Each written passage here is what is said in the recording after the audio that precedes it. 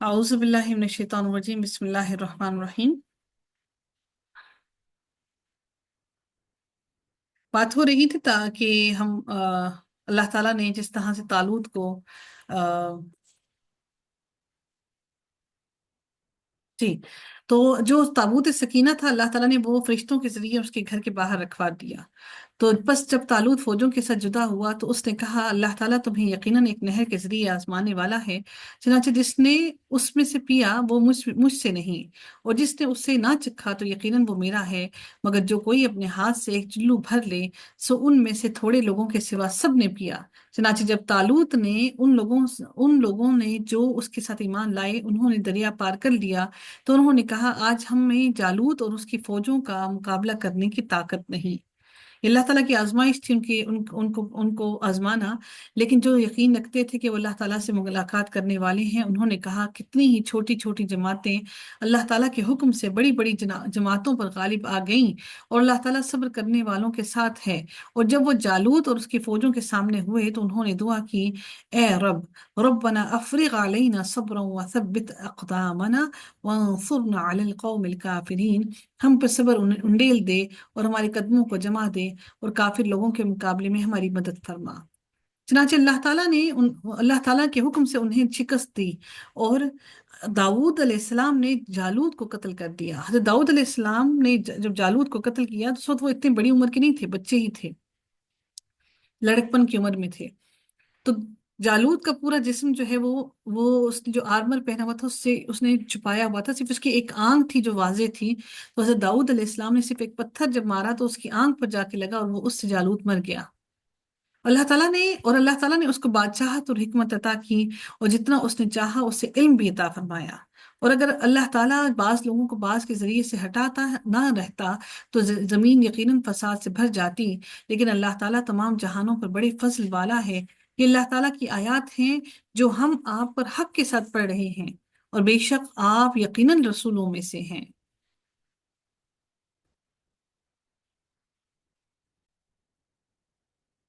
الحمدللہ، تیسرے پارے کا آغاز ہوتا ہے، تل کر رسولو۔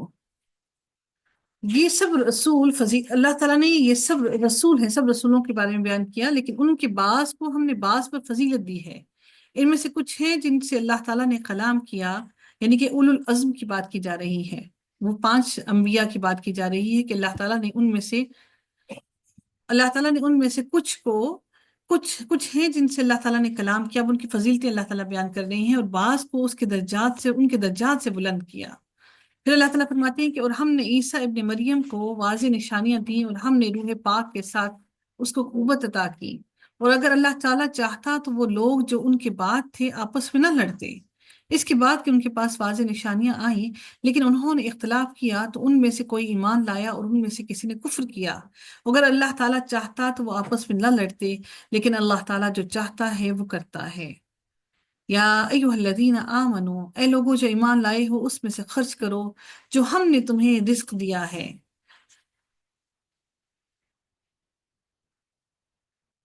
اس سے پہلے کہ وہ دن آئے جس میں نہ کوئی تجارت ہوگی اور نہ کوئی دوستی اور نہ ہی کوئی سفارش ہوگی۔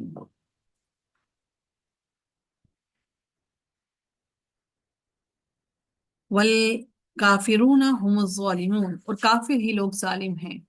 اب الحمدللہ آیت الکرسی کا آغاز ہوتا ہے، جو کہ بڑی اہم سورہ ہے، جس کے اندر اللہ تعالیٰ کے نام، صفاتی نام استعمال ہوئے ہیں، اور اللہ تعالیٰ کے ان ناموں کے ساتھ جب اللہ تعالیٰ کو پکارا جاتا ہے تو اللہ تعالیٰ اس دعا کو کبھی بھی رد نہیں کرتے۔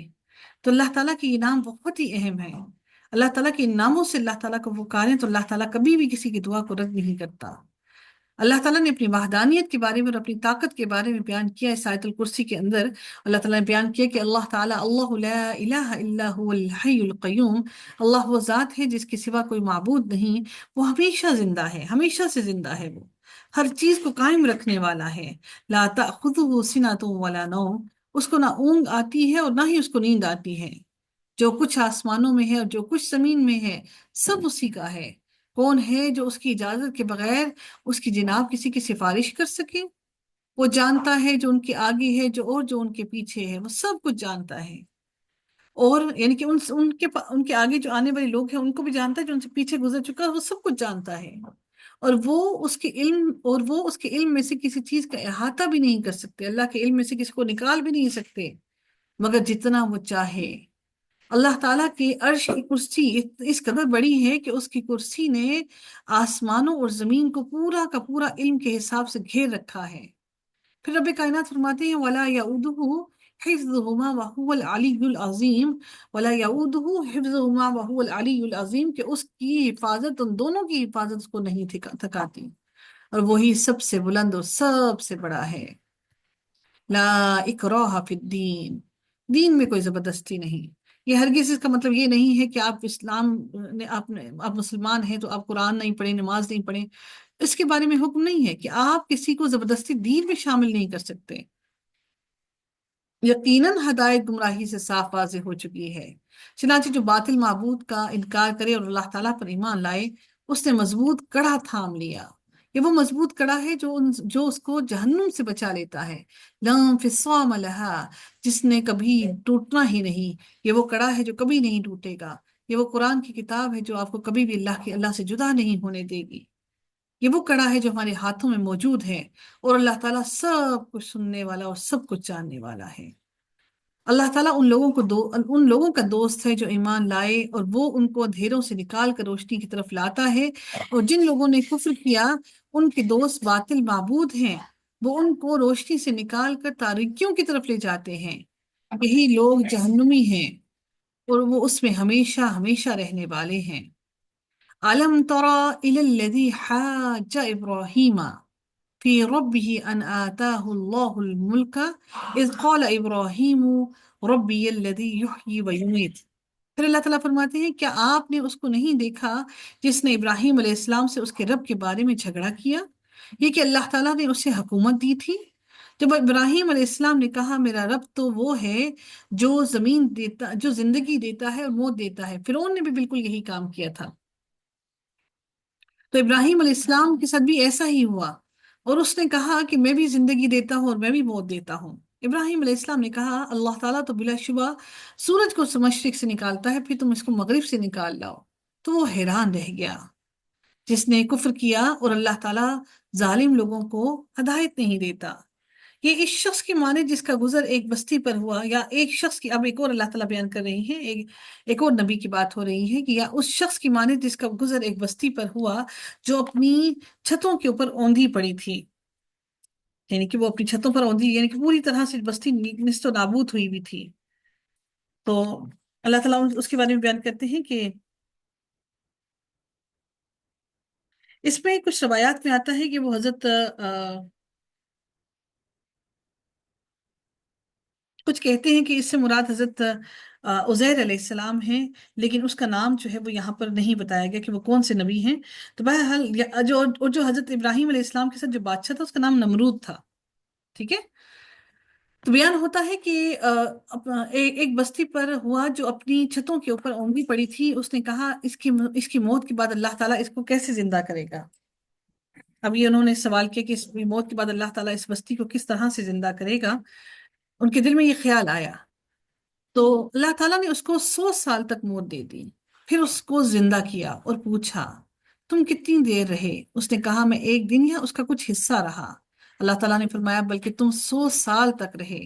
اپنے کھانے پینے کی طرف تو دیکھو، وہ بالکل بھی خراب نہیں ہوا، یعنی کہ کھانا پینا جو جلد ہی خراب ہو جاتا ہے وہ خراب نہیں ہوا، اس کو فنگس نہیں لگا، اس کو کسی انسیکٹ نے نہیں کھایا، چونٹیاں نہیں آئیں۔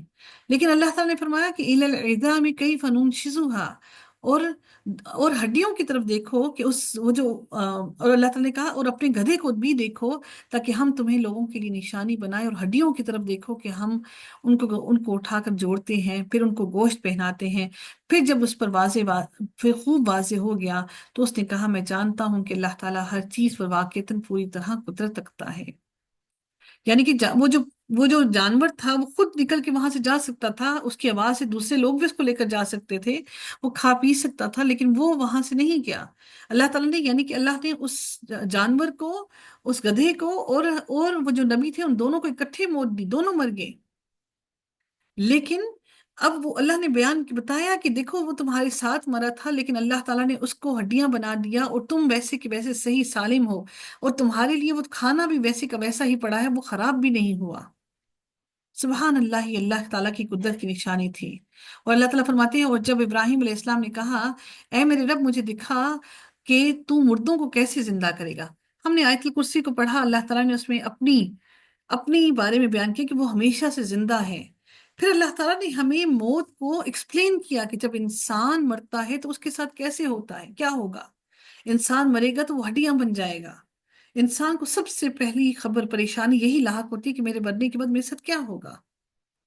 تو حضرت ابراہیم علیہ السلام نے جب سوال کیا کہ اے اللہ مجھے دکھا کہ تم مردوں کو کیسے زندہ کرے گا، ان رکوع کے اندر ہم زندگی اور موت کے بارے میں پڑھ رہے ہیں۔ تو اللہ تعالیٰ نے فرمایا قال اولم تؤمن، اور کیا تم یقین نہیں رکھتا؟ قال بلا ولکن لیطمئن قلبی، کیوں نہیں، لیکن اس لیے کہ میرا دل مطمئن ہو جائے۔ اللہ تعالیٰ نے فرمایا تو پرندوں میں سے چار لے کر انہیں اپنے سے مانوس کرو، پھر ہر پہاڑ پر ان کا ایک ٹکڑا رکھ دو، پھر انہیں بلاؤ، وہ تمہاری طرف بھاگتے چلے آئیں گے، اور جان لو کہ یقیناً اللہ تعالیٰ سب پر غالب اور کمال حکمت والا ہے۔ یعنی کہ ہم بھی اللہ تعالیٰ کی آواز سے ایسے ہی مانوس ہو کر اللہ تعالیٰ صرف کن فیکون کہیں گے، اور ہم سارے دوڑے چلے جائیں گے۔ مثل الذی ينفقون اموالهم، جو لوگ اپنے مال اللہ تعالیٰ کی راہ میں خرچ کرتے ہیں، ان کی مثال ایک دانے جیسی ہے جو 7 خوشے اگاتا ہے، ہر خوشے میں 100 دانے ہیں، اور اللہ تعالیٰ جس کے لیے چاہتا ہے کئی گنا بڑھاتا ہے، اور اللہ تعالیٰ بڑی وسعت والا اور سب کچھ جاننے والا ہے۔ وہ جو اپنے مال اللہ تعالیٰ کے راستے میں خرچ کرتے ہیں، پھر جو انہوں نے خرچ کیا اس کے پیچھے نہ کسی کا احسان جتلانا چلاتے ہیں اور نہ ہی کوئی تکلیف پہنچانا، ان کے لیے ان کا اجر ان کے رب کے پاس ہے، اور ان پر نہ کوئی خوف ہوگا اور نہ ہی وہ غمگین ہوں گے۔ جو بار بار بار بار کہتے ہیں میں نے احسان کیا، میں نے پیسے دیے، میں اس کو کھانا کھلاتا ہوں، میں اس کو پلاتا ہوں، میں اس کے گھر کے خرچے پورے کرتا ہوں، تو اس کا احسان جتلانا اور بار بار اس کو تانے دینا، اس کا احسان کسی کام کا نہیں۔ اللہ تعالیٰ فرماتے ہیں قول معروف و مغفرۃ، اچھی بات کہنا اور درگزر کر دینا تمہارے صدقے سے زیادہ بہتر ہے۔ ہم دلوں کو چیر کر رکھ دیتے ہیں، اور پھر ہم پیسے دیتے رہتے ہیں کہ صدقہ کر رہے ہیں صدقہ، لیکن اللہ نے کہا اچھی بات کہنا، خوبصورت الفاظ کا چناؤ کرنا تمہارے کئی گنا کروڑوں کے صدقے سے بہتر ہے، جس کے پیچھے کسی کو اذیت پہنچانا ہو۔ اور اللہ تعالیٰ بہت بے پرواہ ہے اور وہ بےحد بردبار ہے۔ یا ایھا الذین آمنوا لا تبطلوا صدقاتکم بالمن والاذی، اے لوگوں جو ایمان لائے ہو اپنے صدقات احسان جتلانے اور تکلیف پہنچانے سے ضائع نہ کرو، اس شخص کی طرح جو اپنا مال لوگوں کو دکھانے کے لیے خرچ کرتا ہے اور وہ اللہ تعالیٰ اور آخرت کے دن پر ایمان نہیں رکھتا۔ دکھاوے کے لیے اللہ کی راہ میں مت خرچ کرو، تو اس کی مثال ایک صاف چٹان کی مثال جیسی ہے جس پر کچھ مٹی ہو، مگر پھر اس پر زوردار بارش پڑے تو اس کو ایک سخت چٹان بنا چھوڑ جائے۔ جو انہوں نے کمایا اس میں سے کسی چیز پر وہ قدرت نہیں رکھیں گے، جیسے چٹیل پتھر وہ کسی کام کا نہیں، مٹی لگی ہے اس کو لگ رہا ہے کہ اس میں سے پودے اگیں گے، لیکن اب اس نے پودا بو تو دیا، یعنی کہ جو صدقہ کیا اس نے پودا بو دیا، اس کو لگ رہا ہے کہ میں اس سے بہت پھل کھاؤں گا، اللہ مجھے بہت اجر دے گا، لیکن نیچے اس کی جڑیں نیچے جا ہی نہیں پائیں کیونکہ نیچے چٹیل پتھر ہے۔ بالکل ایسے ہی اس کے صدقے کی مثال ہے کہ وہ سوکھ کر ختم ہو جائے گا، اور اللہ تعالیٰ کافر لوگوں کو ہدایت نہیں دیتا۔ وَمَثَلُ الَّذِينَ يُنْفِقُونَ أَمْوَالَهُمْ هُمُ ابْتِغَاءَ، اور ان لوگوں کی مثال جو اللہ تعالیٰ کی رضا کی تلاش میں اور اپنے دلوں میں پختگی پیدا کرنے کے لیے خرچ کرتے ہیں، ان کی مثال ایک ایسے باغ کی مثال کی طرح ہے جو کسی اونچی جگہ پر ہو، اسے زور کی بارش پہنچے تو وہ اپنا پھل دگنا لائے، یعنی کہ وہ اللہ تعالیٰ نے اس کو ہر طرح کی چیز سے محفوظ رکھا ہوا ہے۔ پھر اگر اسے زور کی بارش نہ بھی پہنچے تو کبھی شبنم ہی پہنچے تو وہ بھی اس کے لیے کافی ہے، یعنی اس کے دل اتنا ہی زیادہ ایمان سے بھرا ہوا ہے کہ وہ تھوڑا سا بھی صدقہ کر دے تو وہ بھی اس کی آخرت کے لیے بہت ہے۔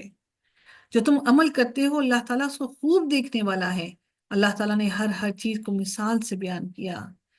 اس کا صدقہ کرنا ایسے ہے جیسے پودا اس نے مٹی کے اوپر لگایا اور نیچے اس کے چٹیل پتھر ہے، اور جو انسان نیک عمل کرنے والا جس کا دل ایمان کی طرف ہے، اس کا صدقہ کرنا ایسا ہے کہ اس کو بارش پہنچے تب بھی وہ پھل دے گا، اگر نہ بھی پہنچے تب بھی اس کا دل اللہ سے اتنا ڈرتا رہے گا کہ وہ صدقہ نہ بھی کرے تو اللہ تعالیٰ اس کو اجر و ثواب دیتا ہی رہے گا۔ یہ ہماری نیتوں پر ڈیپینڈ کرتا ہے کہ ہم کس نیت سے صدقہ کرتے ہیں۔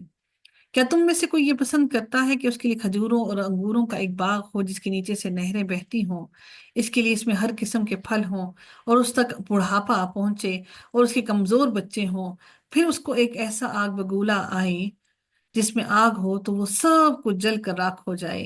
اسی طرح اللہ تعالیٰ تمہارے لیے کھول کر آیات بیان کرتا ہے تاکہ تم غور و فکر کرو۔ تمہارا سارا کچھ، سارا مال و دولت اللہ تعالیٰ تم سے چھین لے۔ اے لوگوں جو ایمان لائے ہو، ان پاکیزہ چیزوں میں سے خرچ کرو جو تم نے کمائی ہیں، اور ان میں سے بھی جو تمہارے لیے زمین سے نکالی ہیں، اور ان میں سے جو تم خرچ کرتے ہو گندی چیز کا ارادہ نہ کرو۔ در حقیقت ایسا ہوا کہ صحابہ کرام کے لیے لوگ، جب صحابہ کرام کے لیے جب کچھ اہل صفا جو تھے ان کے لیے کچھ بھیجا کرتے تھے تو وہ گندی گندی چیزیں ان کے لیے بھیج دیتے تھے، جو خراب ان کا مال ہوتا یا خراب ان کا کھانا پینا ہوتا وہ بھیج دیتے۔ اللہ نے خاص طور پر کہہ دیا کہ گندی چیزیں مت بھیجو، حالانکہ تم خود ہی اس کو لینے والے نہیں ہو، اگر تمہیں کوئی دے گا تو تم کبھی نہ لوگے، مگر یہ کہ تم اس کے بارے میں آنکھیں بند کر لو، کہ لیکن تم وہی چیز جب تم دیتے ہو تو آنکھیں بند کر کے دے دیتے ہو کہ تمہیں پتہ ہی نہیں۔ اللہ نے یہ صدقہ کرنے سے بھی منع کیا، اور ہم مسلمان ایسے ہیں کہ جب مال دیتے ہیں، خریدتا ہے کوئی، اوپر اوپر صاف ڈال دیتے ہیں اور نیچے سب گندا ڈال دیتے ہیں۔ اللہ نے تو ایسا صدقہ بھی قبول نہیں کیا، پھر تجارت میں سوچیے کہ ان کا کیا حال ہوگا۔ پھر ہم غریب روتے ہیں، جتنا غریب اللہ کا اتنا نافرمان۔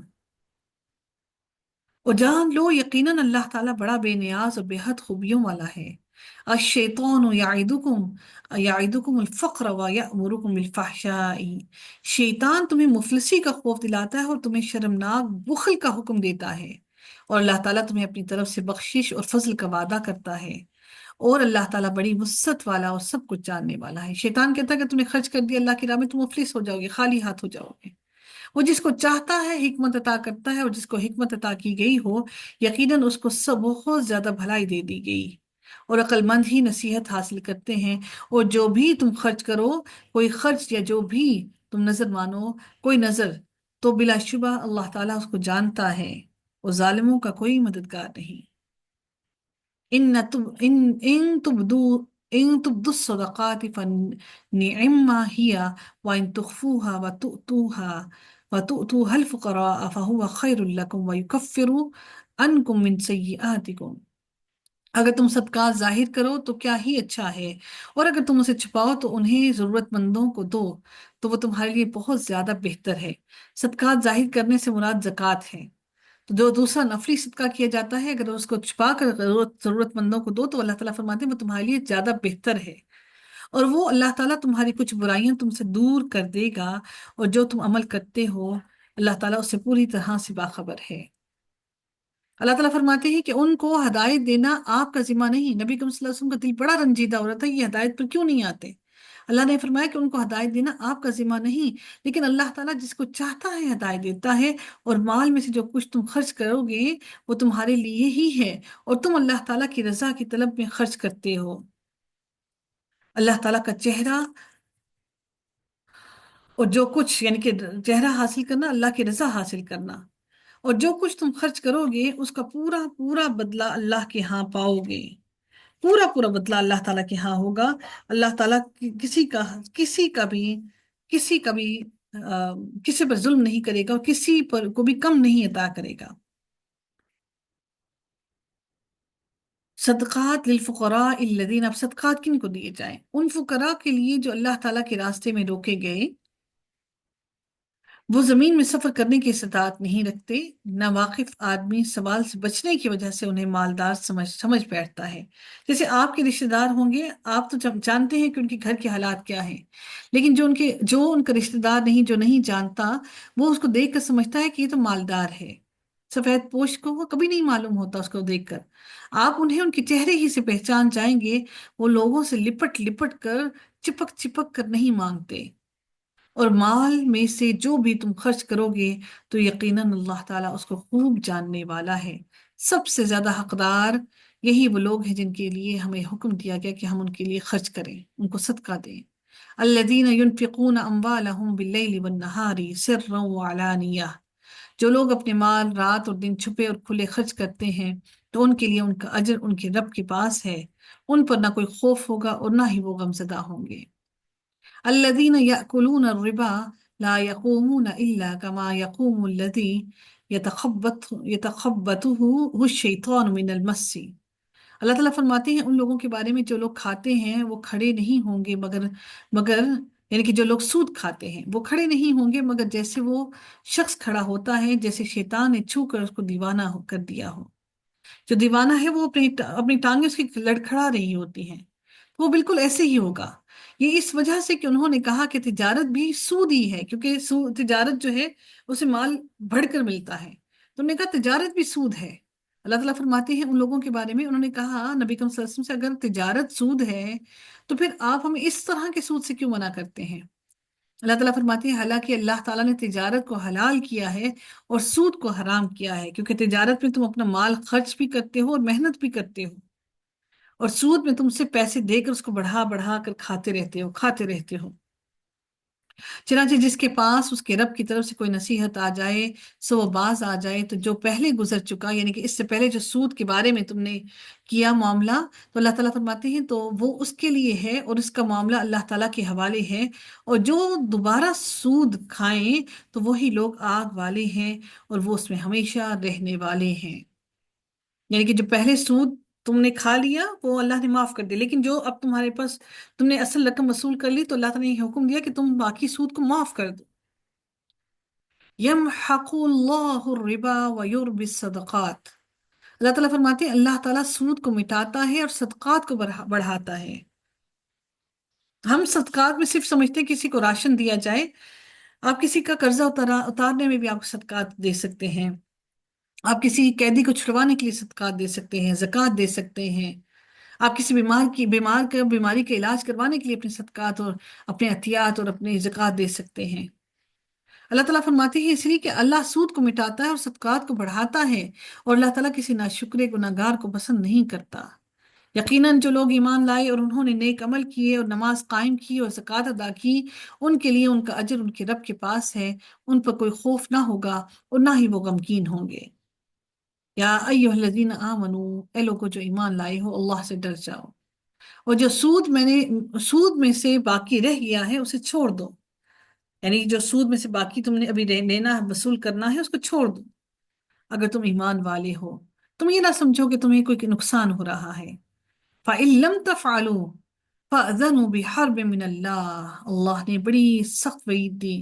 پھر اگر تم ایسا نہ کیا، تم نے پھر بھی سود کو نہ چھوڑا، تو اللہ تعالیٰ فرماتے ہیں تو اللہ تعالیٰ اور اس کے رسول کی طرف سے بڑی جنگ کا اعلان سن لو، اور اگر تم توبہ کرو تو تمہارے لیے تمہارے اصل مال ہے، نہ تم ظلم کرو اور نہ تم پر ظلم کیا جائے۔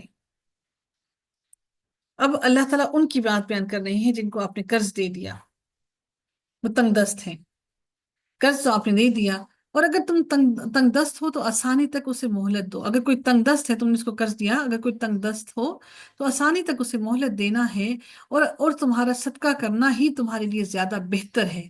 اگر تم اس قرض کو صدقہ کر دو تو وہ قرض حسنہ ہو گیا، اگر تم جانتے ہو۔ اور اس دن سے ڈرو جس میں تمہیں اللہ تعالیٰ کی طرف لوٹایا جائے گا، پھر ہر نفس کو پورا پورا بدلہ دیا جائے گا جو اس نے کمایا، اور ان پر ہرگز ظلم نہیں کیا جائے گا۔ اے لوگو جو ایمان لائے ہو، باہم تم کسی مقررہ مدت تک باہم قرض کا لین دین کرو تو اسے لکھ لیا کرو۔ یہ بڑی اہم بات ہے، قرض کے بارے میں بات ہو رہی ہے۔ پہلے اللہ نے ہلکا ہلکا قرض کا بیان کیا، اب اللہ نے قرض کو مکمل کھول کر بیان کر دیا کہ اس کو لکھ لیا کرو، چاہے وہ بہن بھائی ہیں، میاں بیوی ہیں، کوئی بھی معاملہ ہے، قرض قرض ہے، اور لکھنے والے پر لازم ہے کہ تمہارے درمیان انصاف کے ساتھ لکھے، اور کسی لکھنے والے کو لکھنے سے انکار بھی نہیں کرنا چاہیے، جیسا کہ اللہ تعالیٰ نے اسے لکھنا سکھایا۔ یہ اللہ نے آپ کو طاقت اور ہمت اور اللہ نے آپ کو علم دیا تو آپ لکھ سکتے ہیں، وہ نہ دیتا تو آپ لکھ نہیں سکتے تھے، بس لازم ہے کہ وہ لکھے، یہ اس پر فرض ہے، اور لازم ہے کہ وہ شخص لکھوائے جس کے ذمے حق یعنی کہ قرض ہے، اور وہ اللہ تعالیٰ سے ڈر جائے جو اس کا رب ہے، اور اس میں سے کچھ بھی کمی بیشی نہ کرے۔ پھر جس شخص کے ذمے حق قرض ہو، اگر وہ نہ سمجھ یا کمزور ہو تو خود لکھوانے کی استطاعت اگر وہ نہ رکھتا ہو تو اللہ تعالیٰ نے اس کے لیے اس کے مختار پر لازم کیا ہے، یعنی کہ جو اس کا ولی ہے اس کو لازم کیا ہے کہ انصاف کے ساتھ لکھوائے، اور اپنے مردوں میں سے 2 آدمیوں کو گواہ بنا لو، لکھواؤ بھی اور گواہ بھی لے آؤ۔ 2 مردوں کی گواہی کا حکم دیا۔ پھر اگر 2 مرد نہ ہو تو 1 مرد اور 2 عورتیں ان میں سے جنہیں تم گواہوں میں سے پسند کرتے ہو لے آؤ، تاکہ دونوں عورتوں میں سے اگر ایک عورت بھول جائے، کیونکہ عورت کی عادت جلدی ہے، وہ جلدی بھول جاتی ہے، تو ان میں سے، اور وہ پریشر میں بھی جلدی آ جاتی ہے، تو ان میں سے ایک دوسری کو یاد کروا دے، اور گواہ انکار نہ کریں جب تک انہیں گواہی کے لیے، جب بھی انہیں گواہی کے لیے بلایا جائے، اور تم اس سے نہ اکتاؤ کہ تم اسے لکھو، معاملہ چھوٹا ہو یا بڑا ہو، اس کی مقررہ مدت تک کہ آپ نے کب قرض کو واپس کرنا ہے، سب کچھ لکھ لو۔ یہ کام اللہ تعالیٰ کے نزدیک زیادہ انصاف والا ہے۔ ہم بدقسمتی سے یہ نہیں لکھتے کہ ہم نے قرض واپس کب کرنا ہے، لے کر اس کو غیر معین مدت تک لٹکائے رکھتے ہیں، اور گواہی کو زیادہ قائم رکھنے والا ہے اور زیادہ قریب ہے کہ تم شک میں نہ پڑو، مگر یہ کہ تجارت نقد ہو جس کا تم آپس میں لین دین کرتے ہو، تو تم پر کوئی گناہ نہ ہوگا کہ تم اس کو نہ لکھو، یعنی کہ جو روز روز کی تجارت کر رہی ہو اگر اس کو نہ بھی لکھو تو کوئی گناہ نہیں ہے۔ اور جب تم آپس میں سودا کرو تو گواہ بنا لیا کرو، اور کسی کاتب کو اور کسی گواہ کو نقصان نہ پہنچایا جائے، اور اگر تم ایسا کرو گے تو یقیناً وہ تمہاری بڑی نافرمانی ہے۔ فَسُوقٌ بِكُمْ وَاتَّقُوا اللَّهَ، اور اللہ تعالیٰ سے ڈر جاؤ، اور اللہ تعالیٰ تمہیں تعلیم دیتا ہے، اور اللہ تعالیٰ ہر چیز کو خوب جاننے والا ہے۔ یہ اللہ تعالیٰ نے تعلیم دے دی ہمیں قرض کی۔ اور اگر تم سفر میں ہو اور کوئی لکھنے والا نہ پاؤ تو قبضے میں دیا گیا رہن لازم ہے، یعنی کہ کوئی چیز رہن دے دو۔ پھر اگر تم میں سے کوئی کسی پر اعتبار کرے تو جس پر اعتماد کیا گیا اس پر لازم ہے کہ وہ اس کی امانت ادا کرے۔ رہن آپ نے لے لیا تو رہن لینے کے بعد آپ اس رہن کی چیز سے فائدہ نہیں اٹھا سکتے۔ ہاں، اگر کسی نے جانور رہن میں دے دیا تو آپ اس کو بیچ نہیں سکتے، آپ اس کو ذبح نہیں کر سکتے، آپ اس کا گوشت نہیں کھا سکتے، لیکن جانور کا دودھ آپ پی سکتے ہیں، کیونکہ آپ جانور کو چارہ کھلا رہے ہیں، آپ صرف اس سے اتنا فائدہ لے سکتے ہیں۔ باقی رہن میں رکھی ہوئی چیز وہ آپ کے پاس امانت ہے، وہ اس کی امانت ادا کرے اور اللہ تعالیٰ سے ڈرے جو اس کا رب ہے، اور گواہی کو نہ چھپاؤ، اور جو اس کو چھپائے گا تو یقیناً اس کا دل گناہگار ہے، وہ اللہ سے ڈرتا نہیں اس لیے چھپا رہا ہے، اور جو کچھ تم کرتے ہو اللہ تعالیٰ اس کو خوب جاننے والا ہے۔ الحمدللہ سورہ بقرہ کے آخری رکوع کا آغاز ہوتا ہے اور اللہ تعالیٰ اس میں ارشاد فرماتے ہیں للہ ما فی السماوات و ما فی الارض۔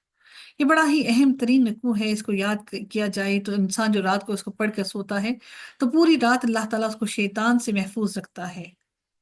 اس کو لازمی یاد کیجئے، اور اس رمضان میں اس کو یاد کر لیجئے تاکہ اللہ تعالیٰ ہمارے سینوں کو قرآن کو سیکھنے اور اس کو یاد کرنے کے لیے کھول دے۔ للہ ما فی السماوات و ما فی الارض، جو کچھ آسمانوں میں ہے اور جو کچھ زمین میں ہے سب اللہ تعالیٰ کا ہے، اور جو تمہارے دلوں میں ہے اگر تم وہ ظاہر کرو یا اسے چھپاؤ اللہ تعالیٰ تم سے اس کا حساب لے گا، پھر وہ جس کو چاہے گا بخش دے گا۔ جب یہ آیت نازل ہوئی تو صحابہ کرام کو بڑی پریشانی ہوئی کہ ہمارے دلوں میں تو کچھ وسوسے بھی آتے ہیں، تو کیا ان وسوسوں پر ہماری پکڑ ہوگی؟ لیکن ایسا نہیں ہے، وسوسوں پر پکڑ نہیں ہے جب تک کہ ہم اس پر عمل نہ کر دیں، یا ایسے اسے چھپاؤ اللہ تعالیٰ تم سے اس کا حساب لے گا، پھر وہ جس کو چاہے گا بخش دے گا اور جس کو چاہے گا عذاب دے گا۔ وَيُعَذِّبُ مَن يَشَاءُ وَاللَّهُ عَلَى كُلِّ شَيْءٍ قَدِيرٌ۔ اللہ تعالیٰ ہر چیز پر پوری طرح قدرت رکھتا ہے، تمہیں معاف کرنے پر بھی اور تمہیں عذاب دینے پر بھی۔ اب اس آیت کے اندر ایمان کے کیٹیگریز بتائی گئی ہیں کہ ایمان لانے کے لیے انسان کو کون کون سی چیزیں، مکمل ایمان کے لیے انسان کو کون کون سی چیزوں پر ایمان لانا لازم ہے۔ آمن الرسول بما انزل الیہ من ربہ والمؤمنون، رسول ایمان لایا اس پر جو اس کے رب کی جانب سے اس کی طرف نازل کیا گیا، اور مومن بھی اس پر ایمان لائے، یعنی کہ اللہ کی کتابوں پر۔ کل آمن باللہ وملائکتہ وکتبہ ورسولہ، اور مومن بھی اس پر ایمان لائے، سب ہی اللہ تعالیٰ پر اور اس کے فرشتوں پر اور اس کی کتابوں پر اور اس کے رسولوں پر، اور اس کے رسولوں پر ایمان لائے۔ پھر اللہ تعالیٰ فرماتے ہیں لا نفرق بین احد من رسولی، اور اس کے رسولوں میں سے ہم کسی ایک کے درمیان میں بھی فرق نہیں کرتے، کسی کو ایک سے دوسرے پر برتری نہیں لے کر آتے۔ وقالوا، اور انہوں نے کہا سمعنا واطعنا غفرانک ربنا والیک المصیر، اور انہوں نے کہا کہ اے رب ہم نے سنا اور ہم نے اطاعت کی، ہم تیری بخشش کی طلب کرتے ہیں، ہم تیری بخشش کو طلب کرتے ہیں اے ہمارے رب، اور تیری ہی جانب ہمیں لوٹ کر آنا ہے۔ اللہ تعالیٰ اب یہ واضح الفاظ میں ہم سب کو بیان کر فرماتے ہیں، اللہ تعالیٰ کہتے ہیں کہ لا یکلف اللہ نفسا الا وسعها، ہم کہتے ہیں کہ اللہ کی آزمائشیں صرف ہم پر ہی کیوں ہیں، لیکن اللہ تعالیٰ تو فرماتے ہیں کہ اللہ تعالیٰ کسی نفس کو تکلیف نہیں دیتا مگر اس کی وسعت کے مطابق، جو اس میں برداشت کرنے کی ہمت ہو، اس سے بڑھ کر اللہ کسی کو تکلیف نہیں پہنچاتا۔ لہا ما کسبت وعلیہا مکتسبت، اور جو اس نے نیکی کمائی وہ اسی پر ہے، اور جو اس نے برائی کمائی وہ اسی پر ہے۔ ربنا لا تؤاخذنا ان نسینا، اے ہمارے رب اگر ہم بھول جائیں یا غلطی کر بیٹھیں تو تو ہمارا مواخذہ نہ کرنا، او اخطأنا، یا غلطی کر دیں۔ ربنا ولا تحمل علینا، اے ہمارے رب ہم پر ویسا بوجھ نہ ڈالنا جیسا تو نے ہم سے پہلے لوگوں پر ڈالا تھا۔ ولا تحمل علینا اصرا کما حملته علی الذین من قبلنا، ہمیں ایسی آزمائش میں مبتلا نہ کرنا۔ ربنا ولا تحملنا ما لا طاقت لنا به، اور اے رب تو ہم سے وہ بوجھ نہ اٹھوانا جس کو اٹھانے کی ہمیں طاقت نہ ہو، ہمیں ایسی آزمائش میں مبتلا نہ کرنا۔ واعف عنا، اور ہم سے درگزر فرما۔ واغفر لنا، اور تو ہمیں بخش دے۔ وارحمنا، اور تو ہم پر رحم فرما۔ انت مولانا، اور تو ہی مولا ہے، تو ہی مددگار ہے۔ فانصرنا علی القوم الکافرین، اور اے رب کائنات ہمیں تو کافر قوم پر ان کے مقابلے میں تو ہماری مدد فرما۔ آمین یا رب العالمین۔ وآخر دعوانا ان الحمد للہ رب العالمین، صلی اللہ تعالی علی خیرہ خلقہ اجمعین، برحمتک یا ارحم الراحمین۔ سبحانک اللہم وبحمدک، نشہد اللہ الہ الا انت، نستغفرک ونتوب الیک۔ السلام علیکم ورحمۃ اللہ وبرکاتہ۔